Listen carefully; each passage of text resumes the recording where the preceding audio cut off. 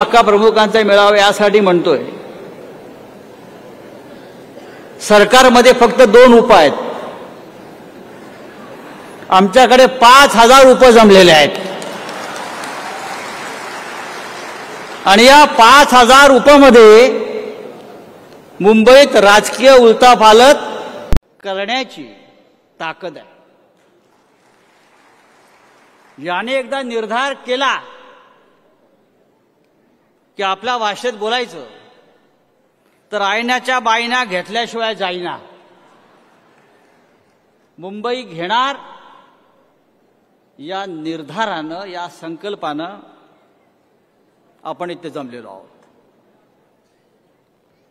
मला कोणीतरी विचारला सकाळी, उपशाखा प्रमुखांचा मेळावा का?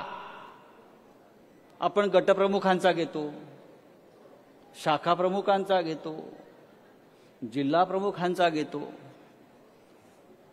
मी सांगितलं, उपशाखा प्रमुख हे आमचं पायदळ आहे. आर्मीमध्ये लष्कर राज्य पायदळ असतं ना, त्याच्याशिवाय कोणते युद्ध लढलं जात नाही.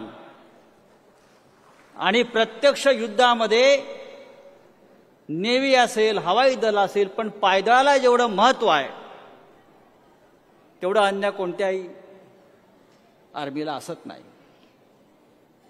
आम्ही लढणारे लोक.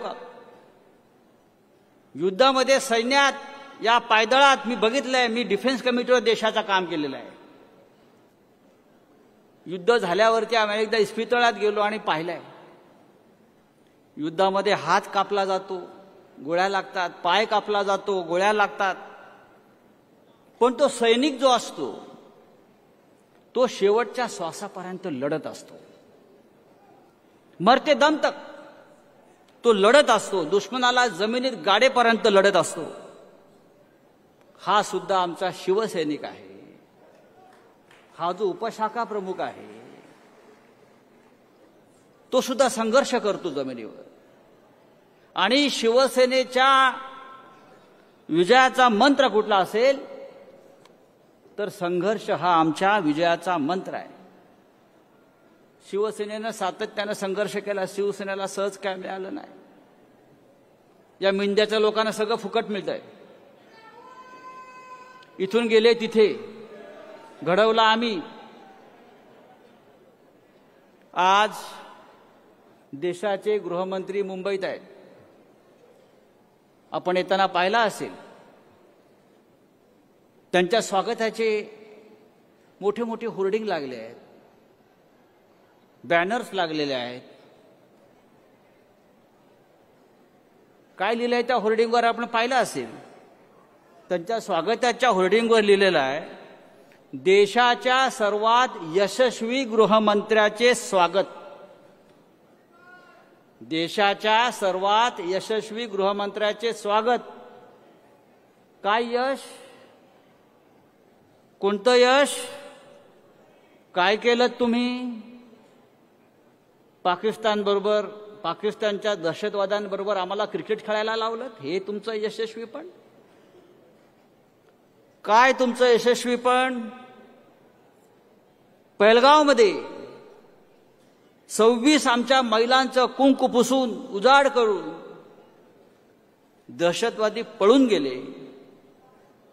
हे यश अद्याप तुम्ही अतिरेकी पकडू शकला नाही. आजही काश्मीर पेटतंय, मणिपूर पेटतंय आणि म्हणे देशाचे यशस्वी गृहमंत्री. हे यशस्वी गृहमंत्री मुंबईत आले. का आले? भारतीय जनता पक्षाचं चौपाटीवरती कार्यालय, टॉवर, भाजपचं बेकायदेशीर जमीन आहे. आजच काढलंय सगळं प्रकरण. आपल्या आमदारांनी काढलं पाहिजे प्रकरण ते विधानसभेत. काय त्यांनी भाषण केलं? अमित शहाचं आजचं भाषण ऐकण्यासारखं आहे. प्रत्येक शिवसैनिकाने ऐकलं पाहिजे. हे महाशय म्हणतात, आम्ही महाराष्ट्रात कुणाच्या कुबड्यांवर नाही. अरे आम्ही तुम्हाला कुबड्या दिल्या म्हणून तुम्ही इथपर्यंत आलात.